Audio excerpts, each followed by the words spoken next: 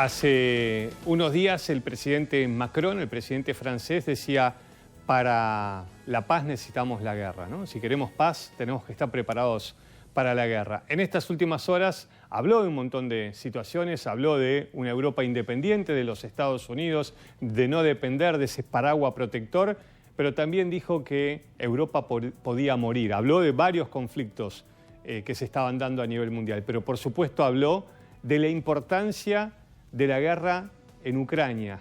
Dijo: no podemos dejar que Rusia gane la guerra en Ucrania. Europa puede morir. Mesdames les premières ministres, dans un moment inédit de bouleversement du monde, d'accélération de grandes transformations, et mon message d'aujourd'hui est simple.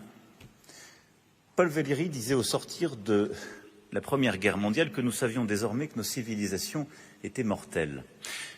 Nous devons être lucides sur le fait que notre Europe, aujourd'hui, est mortelle. Elle peut mourir.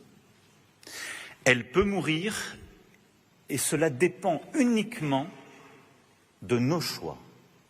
Le principal danger pour la sécurité européenne est évidemment aujourd'hui la guerre en Ukraine. La condition sine qua non de notre sécurité, c'est que la Russie ne gagne pas la guerre d'agression qu'elle mène contre l'Ukraine. Nous avons engagé un réveil. La France elle-même a doublé son budget de défense. Nous sommes en train de le faire avec cette deuxième loi de programmation militaire. Mais à l'échelle du continent, ce réveil est encore trop lent, trop faible face au réarmement généralisé du monde et à son accélération. La tension sino-américaine a conduit à une montée des dépenses d'armement, de l'innovation technologique, de l'accroissement des capacités militaires. Nous avons maintenant des puissances désinhibées régionales qui sont en train de monter aussi leurs capacités, la Russie et l'Iran pour n'en citer que deux, et l'Europe est dans une situation d'encerclement, poussée par nombre de ces puissances à ses frontières et parfois en son sein.